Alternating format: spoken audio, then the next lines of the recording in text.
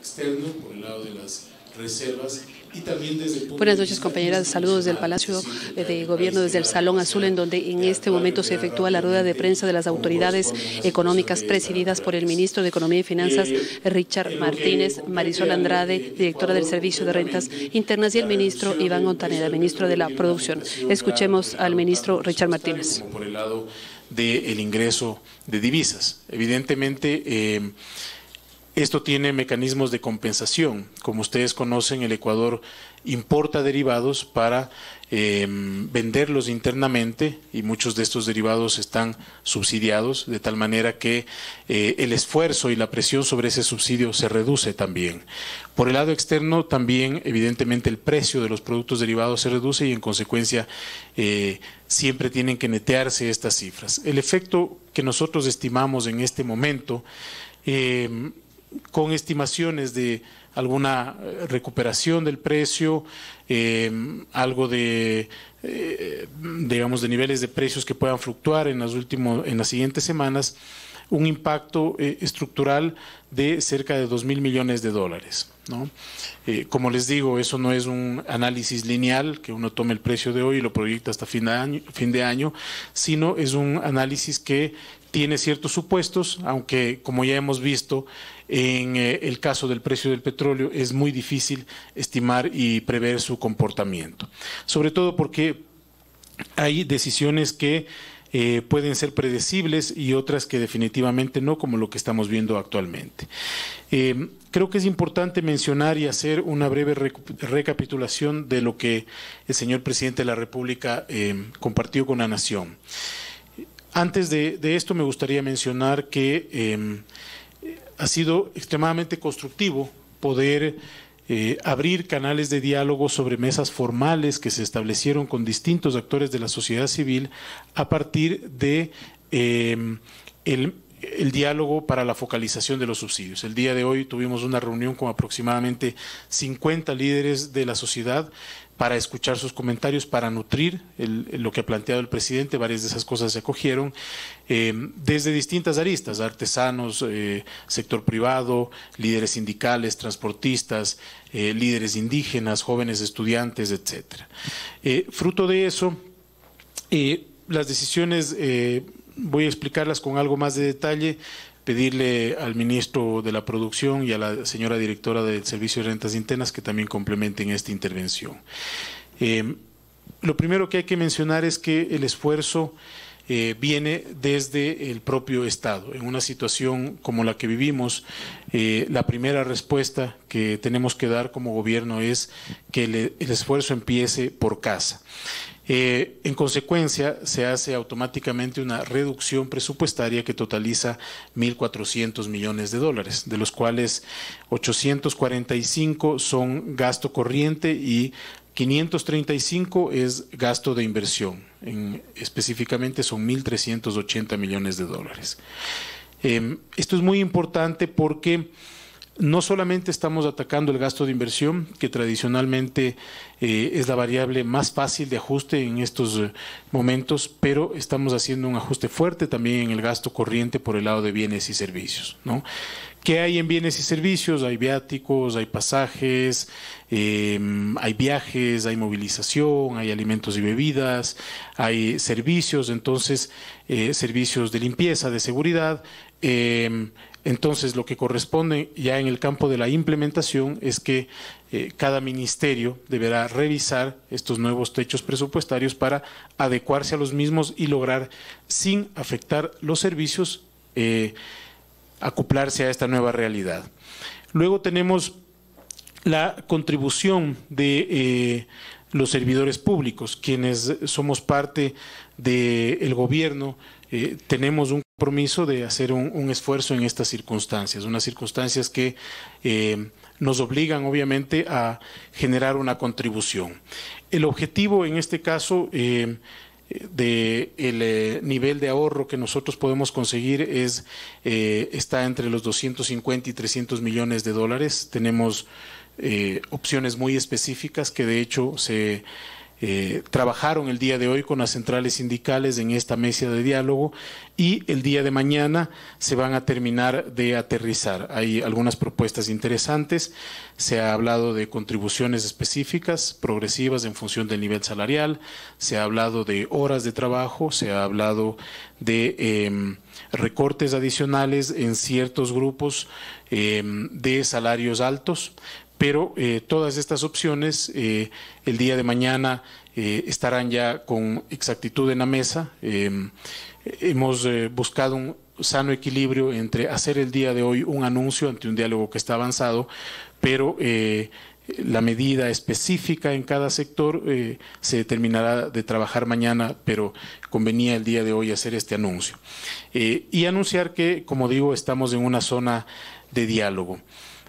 Mencionar en esto que, como bien señaló el presidente de la República, todos los instrumentos que estamos trabajando con las centrales sindicales del sector público apuntan a que no exista una desvinculación masiva de servidores públicos, ¿no? Primero porque el ciclo económico es un ciclo económico desafiante, todos los países han ajustado el crecimiento a la baja y el Ecuador seguramente va a haber resentido su crecimiento. Y en esas circunstancias, naturalmente, una contracción del empleo público es una salida que socialmente tampoco es la más saludable. Luego tenemos, por el lado de los ciudadanos, una contribución estimada de 220 millones de dólares, que básicamente está acoplada a una contribución única de una tarifa del 5% para aquellos vehículos que están avaluados en más de 20,000 dólares. La data la presentará la señora directora de rentas, pero creemos que en estas circunstancias aquellas personas que tienen un vehículo que está avaluado en más de 20,000 dólares pueden contribuir con este esfuerzo para sostener toda la economía en su conjunto. Como digo, el esfuerzo inicia por casa. Si uno computa los gastos en 1.380 millones más el ahorro de los servidores públicos, estamos hablando de cerca de 1.580, 1.600 millones de dólares. Luego, finalmente, tenemos el tema de las retenciones. Este es un tema importante porque surge también de el diálogo con los distintos actores de la sociedad. Hemos buscado un equilibrio entre la necesidad fiscal, entre la urgencia fiscal, pero también la no afectación de la competitividad estructural. Como ustedes conocen, nosotros hicimos una eliminación del anticipo de impuesto a la renta durante este año y también dentro del reglamento a la ley de simplicidad tributaria se va a establecer el mecanismo por el cual se reducirán la cantidad de agentes de retención. En consecuencia, con ese escenario, lo que estamos haciendo es incrementar el porcentaje de las retenciones, en el caso de bienes de 1% a 1,75% y en los demás productos de 2% o en los demás sectores de 2% a 2,75%. No se topará la retención de las personas que prestan servicios profesionales, por ejemplo, que hoy es del 8%, eso se va a mantener en el 8%. Lo que es importante mencionar de esto es que finalmente la retención cumple un propósito de flujo, ¿no? De flujo porque esto se netea al final del día con los impuestos pagados. Entonces, estamos recorriendo a medidas de flujo, a medidas de ingreso y a medidas de gasto para iniciar, digamos, el camino en este escenario complejo. Como ha mencionado el presidente, seguiremos monitoreando la situación, esperamos que mejore. No sabemos con exactitud cuándo se va a dar una recuperación del precio del petróleo, si es que eso se va a dar. No conocemos con exactitud cuál va a ser el alcance el efecto en economías grandes como Estados Unidos y como China, a pesar de las estimaciones, y cuánto va a durar. La ventaja es que todos los países están actuando, Estados Unidos está actuando para evitar una contracción económica mayor y eso ayuda, siendo nuestro principal socio comercial y motor de la economía. Y también en la economía china se muestran en algunos indicadores indicios de recuperación. Luego un par de temas adicionales que tienen que ver con el financiamiento de el país. Durante a finales de este mes y el próximo mes recibiremos desembolsos por 2.000 millones de dólares netos. Una parte de eso es un desembolso mayor que va a ir para prepagar una línea de financiamiento que tenemos vigente. Eso nos va a garantizar que podemos tener estabilidad para afrontar este shock con esta llegada de recursos en este corto tiempo, pero sin duda la situación tiene que seguirse evaluando. Otro tema también que anunció el presidente de la República está relacionado con la deuda bilateral. Como ustedes conocen, en el marco de la deuda bilateral, China es nuestro principal financista. Venimos trabajando en este tema desde el mes de enero. Las conversaciones se vieron obstaculizadas durante el último mes y medio por la dinámica propia de lo que está sucediendo en China, pero lo que está buscando el Ecuador es mejores condiciones para potencial financiamiento adicional, tanto en términos de tasa como de plazos y de la disponibilidad que se pueda hacer de esos recursos. Recuerden ustedes que las líneas anteriores de China vienen, una parte de ellas acopladas a una inversión que tiene que hacerse a través de empresas chinas, ¿no?, de proyectos de inversión. Son los temas que se están trabajando. Más detalles evidentemente no se puede dar por el sigilo de la información, pero con esto creo que se marca una ruta de un acceso en condiciones obviamente distintas a las que uno pudiera esperar en el mercado en las actuales circunstancias. Y adicionalmente se está trabajando en el análisis de los vencimientos de esa deuda bilateral, y cuando tengamos ya la información de los acuerdos a los que se ha llegado, pues se hará pública. Finalmente, decir que durante el mes de marzo tenemos obligaciones fuertes que cumplir. Me está faltando una hoja aquí, no sé si el equipo de comunicación, lo de marzo. Voy a, en términos generales, no sé si me ayudan a buscar, describir la situación, pero entregarles algo más de detalle.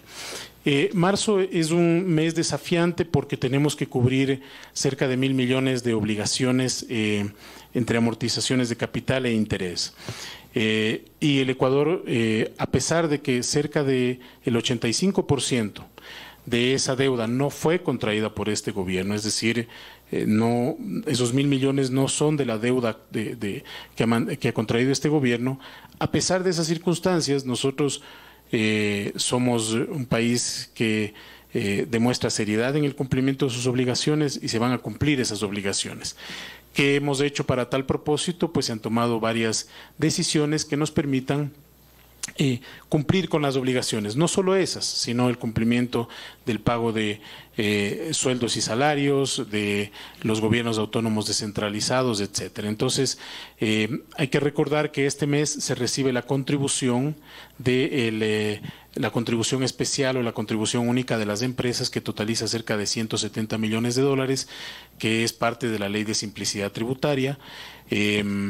Tenemos una porción importante de CETES que se renuevan automáticamente para poder financiarnos, cerca de 500 millones de dólares.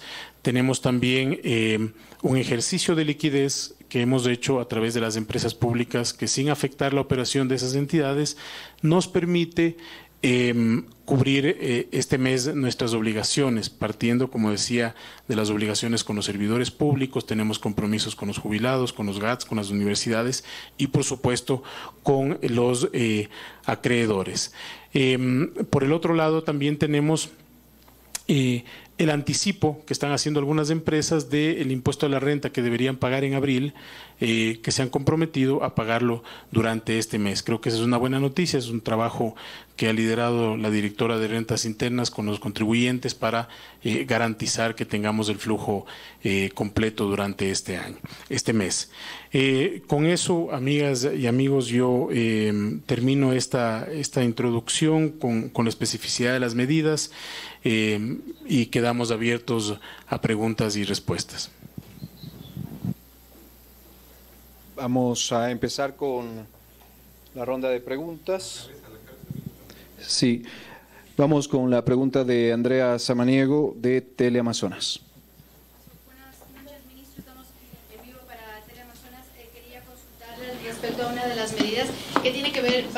con la eliminación de estas agencias, de los medios públicos. Quería saber cómo se va a llevar adelante este tema y eso, es muy amable, gracias.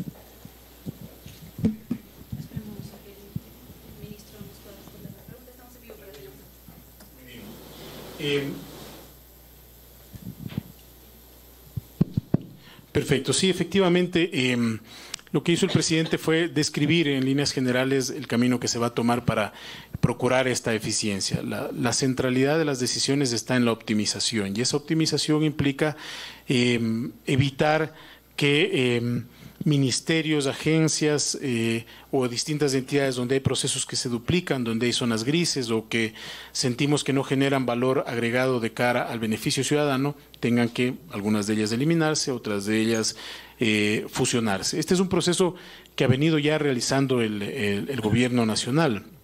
Como mencionaba, durante el año 2019 tuvimos la primera reducción de masa salarial histórica.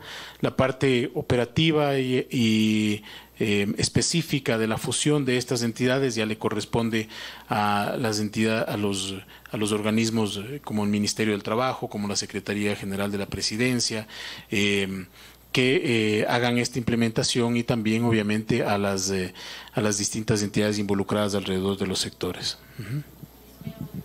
Gracias, ministro. Vamos con la pregunta de Sebastián Angulo de El Expreso. Ministro, buenas noches. Tengo dos consultas. La primera vez queremos saber en qué situación está el acuerdo con el Fondo Monetario. Todavía no ha quedado claro desde la semana pasada qué pasó con la cuarta revisión. Ha habido rumores justamente de que se suspendió o de que se aplazó la cuarta revisión. Queríamos saber cuáles son los motivos y cómo se está reprogramando, digamos, ese cronograma de desembolsos con el Fondo Monetario. Y la segunda consulta es, ¿quiénes son los financistas de esos 2.000 millones que usted mencionó? ¿Bajo qué condiciones llegarán ese dinero, si es que hay colaterales? ¿Y cuáles son las tasas de interés? Si acumulamos un par de preguntas más. Vamos. También la pregunta, por favor, de Patti Sandoval de Diario El Universo. Buenas noches. Quisiera que por favor nos pudiera precisar con el cierre de estas entidades del Estado que se ha anunciado, si van a salir los funcionarios públicos, ¿cuántos serían? Si habría por eso también un menor gasto en masa salarial y si la contribución del 5% para las personas que tienen autos con un valor mayor de $20.000, que más o menos pienso serían unos $1.000, ¿eso podría ser en cuotas o tiene que ser así, en un solo pago?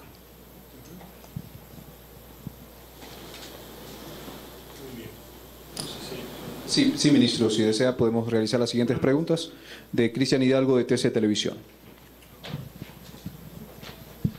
Ministros, buenas noches. Ministro, bueno, quisiera saber ¿para cuándo podríamos tener ya un poco más de certezas en torno a lo que sería el proceso de focalización de los subsidios? Y tan solo para precisar si esta decisión relacionada con el tema de la empresa de los medios públicos incluye también a los medios de comunicación, es decir, a Ecuador TV, a la radio, ¿cómo quedarían esas instituciones, ministro? Gracias. Muy bien. Respecto al tema del Fondo Monetario que consultaba Sebastián, a ver, efectivamente la revisión este momento se detuvo porque tuvimos una misión específica dedicada al tema de la data, ¿no? Una misión dedicada a los hechos concretos relacionados con la data. Como ustedes conocen, en el mes de diciembre no pudimos alcanzar uno de los indicadores, que fue de reservas internacionales netas, y eso nos ha obligado a hacer un análisis mucho más profundo de la situación. Esta mañana el presidente tuvo un diálogo con la directora del Fondo Monetario. Las relaciones están bien, son constructivas, pero tenemos todavía algunos asuntos que clarificar alrededor de los resultados de esta misión. Y obviamente hay procesos internos dentro del fondo que tienen que seguirse para que se pueda recuperar la atracción, si es que uno quiere llamarlo así, del acuerdo, ¿no? De todas maneras, nosotros creo que tenemos que tener presente que el acuerdo tiene dos componentes fuertes. El uno, que es un componente cuantitativo y que tenemos indicadores específicos en el lado fiscal, en el lado también de la acumulación de reservas, y en la parte cuantitativa también tenemos en el lado social metas que cumplir por el lado del gasto de la protección social, pero tiene un componente que tiene que ver con las reformas institucionales. Y es allí donde entran los procesos legales como el Código de Planificación y Finanzas Públicas. Hemos estado trabajando en estas 2 últimas semanas, a pesar de la vacancia legislativa, hemos estado trabajando con las distintas bancadas de oposición. Hemos tenido varias reuniones, vamos a seguir teniendo estas reuniones para poder garantizar que, al igual que en la ocasión anterior, cuando debíamos enviar la segunda reforma, no la que fue negada, sino la segunda, que este diálogo con los actores de la oposición, discutir previamente, puede enriquecer el documento y tener un documento preconsensuado. Sí quiero hacer notar que cuando se discutió la primera ley, que tenía 3 componentes, el monetario, el financiero y el tributario, ya hubo muchas observaciones que fueron recogidas en el campo tributario y que eso ayudó a viabilizar rápidamente la ley. En este tema del Código de Finanzas Públicas, más bien encontramos que hubo mucha receptividad. Si bien siempre hay comentarios y cosas que corregir, pero apuntar hacia la eficiencia, a la transparencia, hacia la reducción de la discrecionalidad, del 15% que establece el presupuesto general del Estado, a la construcción y formulación presupuestaria más eficiente con techos presupuestarios, etcétera, etcétera, es algo que fue bien valorado por la Asamblea y eso también hemos sentido durante estas semanas. Fíjense ustedes que justamente ese proyecto de ley tiene la normativa para poder entregarle al país una cobertura petrolera, que era una de las cosas que nosotros intentábamos hacer también desde el año pasado, porque no existe el marco normativo claro para una cobertura petrolera que justamente te permita en estas circunstancias amortiguar el golpe. Es decir, esto lo tienen otros países. Creo que estas situaciones complejas solamente o adicionalmente abren también oportunidades y creo que es una oportunidad para que el país en su conjunto tome conciencia de la necesidad de contar con una cobertura petrolera. Claro, una cobertura petrolera es como un seguro, ¿no? Entonces, la gente dice, bueno, pero ¿por qué el Estado gasta tanto en la cobertura petrolera? Porque no cae el precio del petróleo. Hoy es cuando se ve el valor de este tipo de instrumentos. Entonces, eso justamente está también en este proyecto de ley y habría sido muy útil contar con ese instrumento que fue negado en su momento por la Asamblea. Luego, para el cronograma específico, nosotros esperamos poder clarificar ese cronograma en la próxima semana, Sebastián. Todavía estamos en diálogos que nos permitan ya tener un cronograma más específico. Hoy por hoy estamos en un proceso de evaluación porque también hay otros instrumentos que se pueden utilizar en este momento de emergencia que tiene el Fondo Monetario Internacional para soportar países cuando tienes fuertes caídas de materia prima o también cuando tienes fuertes afectaciones de desastres naturales. Entonces, es la información que puedo compartir por el momento, pero mencionando que estamos trabajando en conjunto, somos optimistas de que el acuerdo va a continuar y que podemos seguir contando con ese financiamiento y avanzando en las reformas estructurales.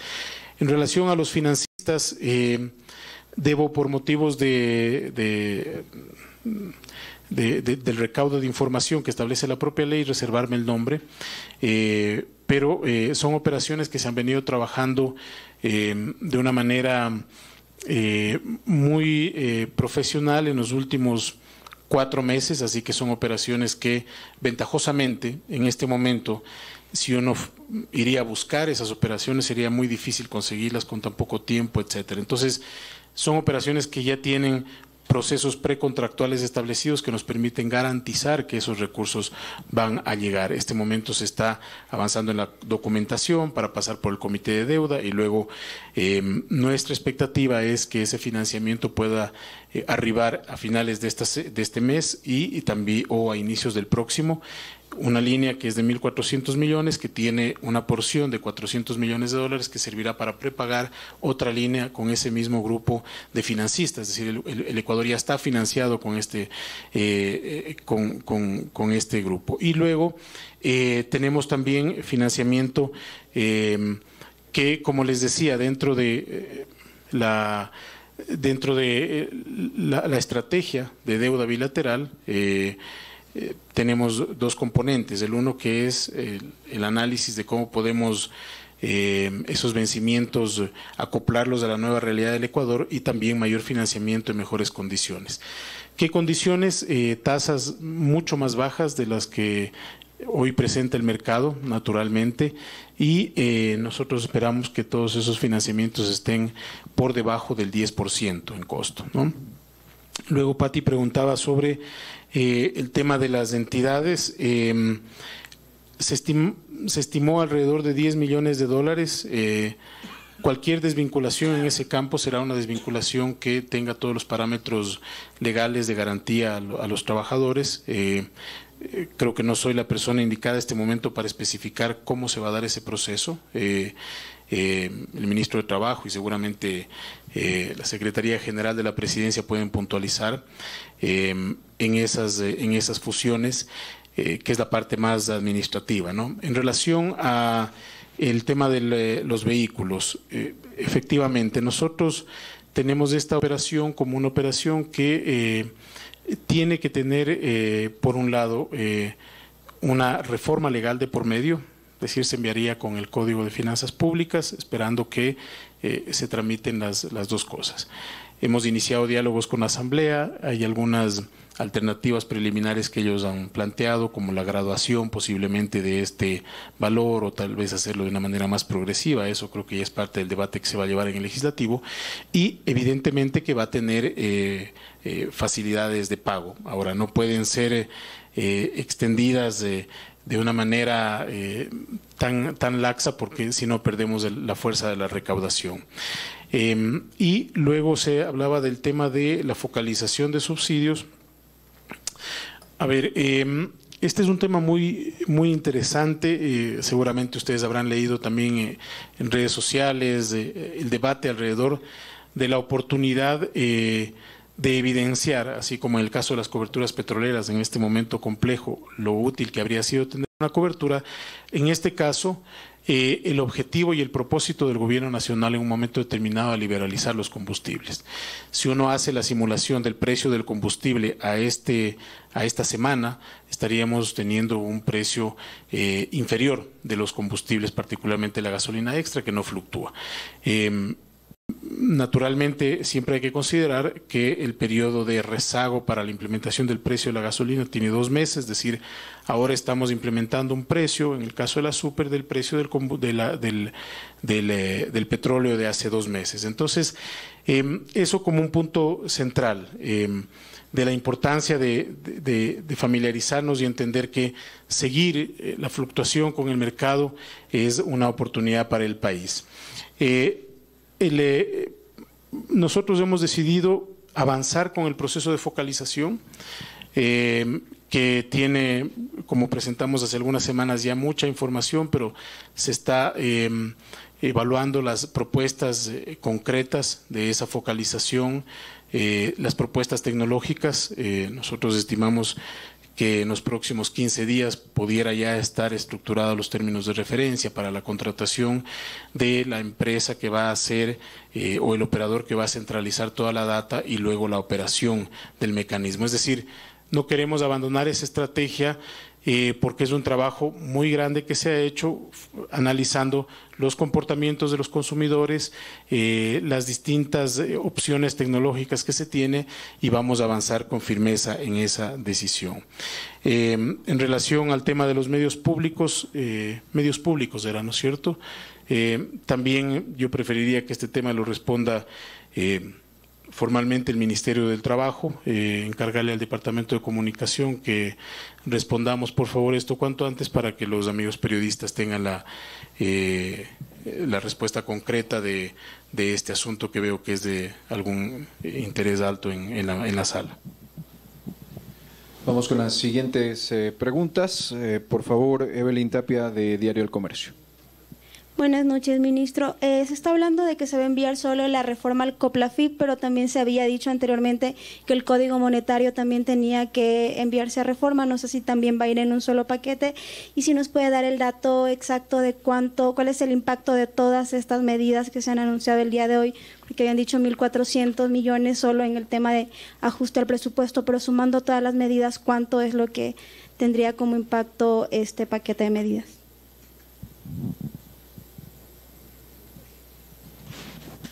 La siguiente pregunta, por favor, de Verónica Ruedeneira, de Ecuador TV. Muchas gracias, señor ministro. Si bien usted ha dicho que no es un tema que va a responder usted siendo el ministro de Trabajo, sí quisiera que nos pueda comentar un poco sobre los activos que tienen los medios públicos, entrarían en proceso de venta, el edificio y todos los activos que tiene, porque son realmente una alta inversión que se ha realizado. Y de todas maneras, ver si es que se va a poder garantizar a todos los trabajadores que van a salir, en cuánto tiempo ellos serían liquidados. Muchas gracias. Y hay una pregunta también para el ministro Ontaneda, de Juan Carlos Aispurúa, de Coavisa. Sí, gracias, autoridades. Buenas noches, ya que la mayoría del tema de finanzas públicas ya las ha solventado el ministro Martínez con las preguntas de los colegas. Ministro Ontaneda, un poco nos queda la duda cómo está la situación hoy por hoy. Estamos tomándole el pulso a la situación de importaciones, exportaciones. Supimos esta semana que varios contenedores con banano ecuatoriano se quedaron, si no me equivoco, en Turquía. ¿Cómo está esa situación? Me contacté estos días con textileros que están esperando, por ejemplo, telas de algunos países de Medio Oriente y del Asia, y están teniendo problemas justamente con ello. Ya se están registrando en estos momentos problemas operativos en cuanto a la carga de los productos que vienen desde China y retrasos tal vez en los productos que se envían desde el Ecuador, para que nos amplíe ese panorama. Gracias. Sí, también, por favor, si hay preguntas para Marisol Andrade, directora del Servicio de Rentas Internas. No, yo tengo el... Ya no se repite el medio ni el entrevistador para la directora de rentas. A ver, Evelyn, bueno, nosotros tenemos lo que teníamos previsto era el envío del COPLAFIP y luego del Código Monetario. Así estaba previsto en el calendario, ¿no? Ahora, el día de mañana tenemos una reunión con el CAL, con los jefes de bancada, para comentar a profundidad el documento que, como digo, ya se ha hablado con varios de ellos, y también estas alternativas tributarias que se proponen.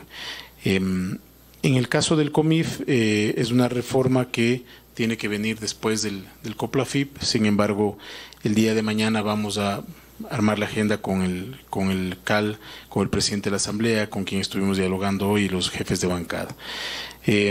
Sobre el tema de medios públicos, mencionar que se van a ahorrar todas las obligaciones, que la desinversión estratégica de los activos o el traslado de esos activos para el uso eficiente del Estado ya será una decisión de las entidades competentes.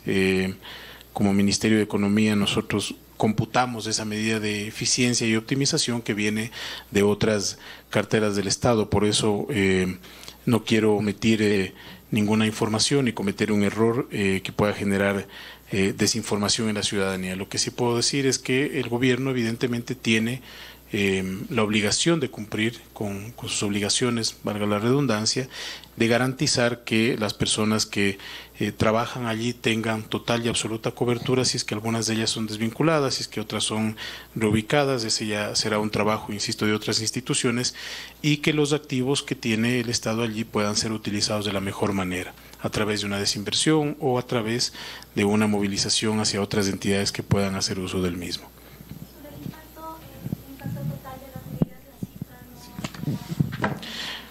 A ver, nosotros estamos preveyendo un impacto de 2.252 millones, de los cuales por el lado de retenciones tenemos 426 millones, 220 millones por la contribución de los vehículos mayores a 20.000. Estamos computando en el caso de la contribución de los servidores públicos 226 millones de dólares. Y en el caso de los gastos, por el lado corriente, menos 845 y por el lado de inversión, menos 535. Esto suma un valor total de 2.252 millones. Buenas noches con todo, Juan Carlos. Respondiendo tu pregunta, el coronavirus ha tenido dos tipos de afectaciones, salud pública y obviamente al comercio internacional, tanto la importación como la exportación. Producto de aquello, como gobierno creamos una mesa de trabajo, una mesa técnica que fue instalada la semana anterior, en donde participaron los diferentes sectores productivos de importación, de exportación, comerciales y logísticos principalmente, porque hemos identificado que los mayores cuellos de botella se registraron en puertos y generaron estas trabas logísticas en países como China, en países como Italia y en los países que tuvieron estas afecciones. Sin embargo, el día viernes tendremos una mesa adicional y hemos sacado producto de esta primera mesa algunas preocupaciones y asimismo algunas soluciones que de parte del gobierno se han propuesto. Por ejemplo, puntualmente, se ha generado una iliquidez a lo largo de toda la cadena de exportación y productiva, y producto de aquello hemos creado nuevas líneas de crédito de parte de la banca de desarrollo, la banca pública, para favorecer y poder atender y resolver de manera inmediata los problemas de liquidez presentados por estos sectores. En el tema logístico estamos trabajando directamente con las principales empresas navieras. Hoy justamente hablé con algunas de ellas, garantizando la disponibilidad de contenedores para la exportación de productos ecuatorianos y asimismo la disponibilidad y el flujo permanente tanto para la exportación como para la importación. En el tema puntual que se preguntó del cierre de la frontera con Turquía, que afecta obviamente principalmente al sector bananero, estamos buscando y trabajando rutas alternativas para poder destrabar esta situación. Lamentablemente el tema coronavirus ha tenido una afectación no solo para el país, sino mundial. Sin embargo, lo estamos atendiendo de esa forma. Muchísimas gracias a las autoridades. Agradecemos al ministro Richard Martínez, a Marisol Andrade y a Iván Ontaneda. Quería preguntarles que, digamos, con todas las medidas que se han tomado en este gobierno para reducir el gasto, sin embargo, uno ve los indicadores de crecimiento del Banco Central y de otras entidades financieras y ve que la economía ecuatoriana no crece. ¿Por qué? Sí, mira, en esto es importante entender el ciclo que maneja la economía ecuatoriana, ¿no? Si uno observa las cifras de crecimiento económico, son cifras que vienen con bajos índices desde el año 2015, 2016, y lamentablemente estamos sufriendo las consecuencias de un modelo que creció mucho a la economía alrededor del gasto público y que demandó una fuerte cantidad de deuda y de financiamiento, que hoy es la que nos genera las presiones que nos genera ante la imposibilidad de obtener más ingresos.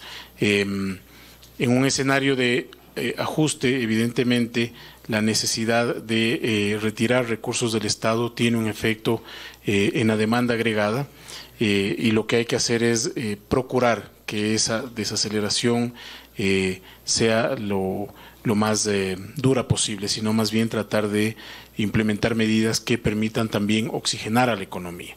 Es por eso que se envió la ley de simplicidad tributaria, por eso que se eliminó el anticipo de impuesto a la renta, por eso es que se dan beneficios a las inversiones para poder mover hacia un modelo donde la inversión privada se acelere mucho más. Este año va a ser un año desafiante donde hay que precautelar primero la sostenibilidad fiscal, obviamente, la sostenibilidad por el lado externo, pero desde el lado del crecimiento tenemos que estar muy activos en instrumentos que nos permitan, sobre todo a la pequeña y mediana empresa, generar mayores capacidades para mantenerse en el mercado de manera activa.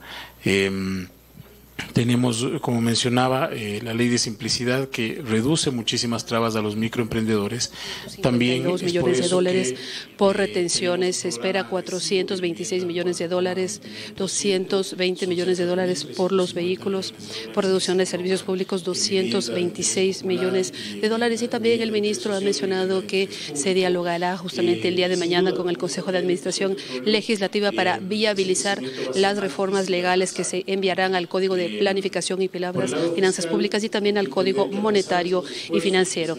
Ha mencionado también que hubiera sido importante tener una cobertura petrolera, un fondo de estabilización para afrontar este shock externo que vive el país, y también podemos mencionarles que se ha dialogado, ha mencionado el ministro que se ha dialogado con bancadas de la oposición para que puedan viabilizar estas reformas. Sobre el acuerdo con el Fondo Monetario Internacional, las autoridades son optimistas, esperan que se mantenga el acuerdo, y una de estas condiciones serán las leyes, las propuestas legales que se enviarán a la Asamblea y sobre las cuales se ha dialogado.